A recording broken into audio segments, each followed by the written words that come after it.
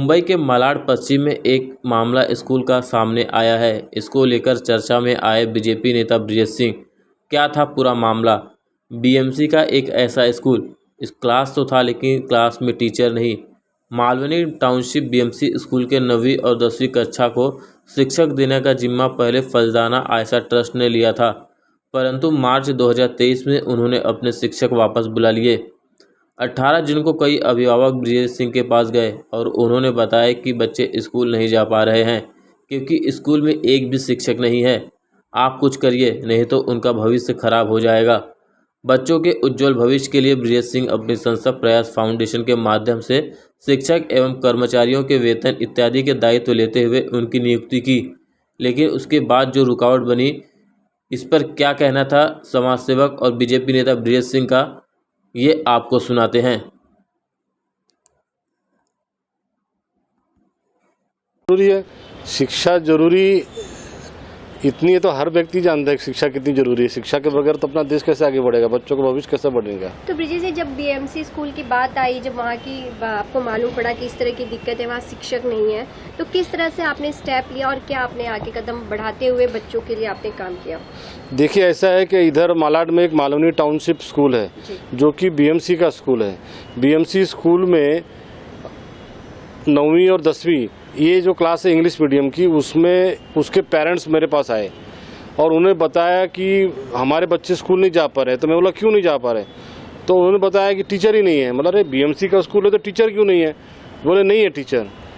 तो मैं वो पेरेंट्स के साथ में फिर स्कूल में गया, वहाँ पे देखा कि 9वीं और 10वीं की व्यवस्था ऐसी है कि इंग्लिश मीडियम के स्कूल के लिए कोई एनजीओ जो अगर उनको टीचर देता है तो वो रखते हैं, नहीं तो फिर बच्चों का भविष्य ऐसे अंधकार में रहता है। तो इसके पहले कोई आयशा फजलाना करके एक एनजीओ था, वो उनको टीचर्स देता था। उसने अपने टीचर्स मार्च में विड्रॉ कर लिए। तो मार्च से लेकर जून 18 तक, जून 18 को मेरे पास आए वो लोग। तो जून 18 को वो लोग जब आए तब तक टीचर नहीं थे।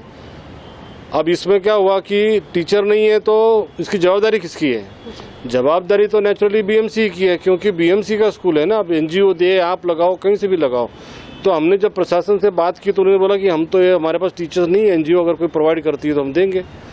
तो मैंने फिर हमारा एक एनजीओ है प्रयास फाउंडेशन, उसके माध्यम से बोला चलो हम दे देंगे एनजीओ।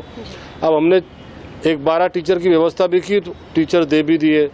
26 तारीख को उन्होंने हमको एक लेटर दिया 26 जून को कि भाई आप टीचर दे दीजिए और आपको जो है ये कंडीशंस है, इस पे आप बच्चों के लिए दे दीजिए। ठीक है, हमने दे दिया। अब हमको लगा टीचर दे दिया तो काम हो गया, अब बच्चे पढ़ेंगे। जब टीचर हमारे पढ़ाने गए तो पता चला कि क्लासरूम ही नहीं है, 2 ही क्लासरूम है। जब 2 ही क्लासरूम, 2 क्लासरूम में 430 बच्चे कैसे बैठेंगे? तो फिर पता करने में चला कि वहाँ पर एक कोई मराठी मीडियम की और उर्दू मीडियम की प्रिंसिपल है फरीदा मैडम, दोनों नहीं क्या। हमको लगा कि चलो टीचर आ गए तो अपना उनकी बच्चों की कमी पूरी हो गई, अब टीचर पढ़ाएंगे। अब टीचर जब पढ़ाने गए तो पता चला कि 2 ही क्लासरूम है। अब 2 क्लासरूम में 400 बच्चे कैसे बैठेंगे? तो पता चला कि जो वहाँ का एग्जिस्टिंग प्रिंसिपल थे वो बच्चों को एसएमएस करके बुलाते थे कि भाई आज इतने बच्चे आओ, कल इतने बच्चे आओ। बोले ऐसा तो नहीं चलेगा, हम आपको टीचर भी पूरा प्रोवाइड करें और बच्चों की पढ़ाई भी ना हो तो इससे क्या मतलब, खाना पूर्ति थोड़ी करना है। तो फिर प्रशासन से बात की तो थोड़ा सा प्रेशर करने के बाद में एक 5 क्लासरूम मिले जिसमें बेंच नहीं थी, फिर बेंच की व्यवस्था करी वो लोग ने। ऐसा करके 1 हफ्ता उसमें निकल गया।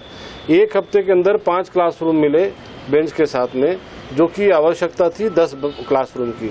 अब 10 क्लासरूम की व्यवस्था करने के लिए जो हम उनसे रोज बात कर रहे हैं, बीएमसी के अधिकारियों को निष्क्रियता इतनी है कि उनकी शिक्षा के प्रति कोई संवेदनशीलता है ही नहीं। यानी बच्चे लोग का भविष्य खराब हो रहा है, उनकी पढ़ाई खराब हो रही है। एनजीओ ने टीचर भी दे दिया, उसके बाद में भी अगर नहीं दे रहे या वो जो तत्परता दिखानी चाहिए वो नहीं दिखा रहे। तो हमने जब ईओ के साथ में सर्वे किया उसका तो पता चला कि प्रिंसिपल जो फरीदा मैडम है कोई, उन्होंने रूम ही लॉक करके रखे हुए हैं, कम से कम 5 रूम लॉक करके रखे हैं। फिर वो रूम लॉक खोल के देखा तो पता चला उसमें ऐसे ही कुछ फालतू चीज़ें पड़ी हुई हैं। फिर उसको हटाया गया। उसको हटाने के बाद में ये संज्ञान अभी ये, चूँकि बच्चे लोग भी बाहर बात करते हैं, पेरेंट्स भी बात करते हैं कि अभी तक टीचर तो हो गए लेकिन बच्चों की पढ़ाई बराबर नहीं हो रही है।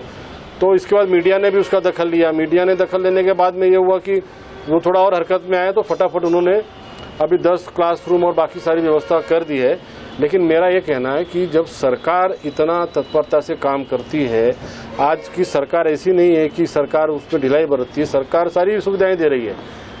उसके बाद भी बीएमसी के जो प्रशासनिक अधिकारी हैं वो सरकार की मंशाओं पर पानी फेरने का काम करते हैं और इतना आलस और इतना द्वेष उनके अंदर भरा है कि शिक्षा के डिपार्टमेंट के लोग को भी पता नहीं है कि शिक्षा के लिए कितनी अपने को सही अपना मेहनत करनी चाहिए।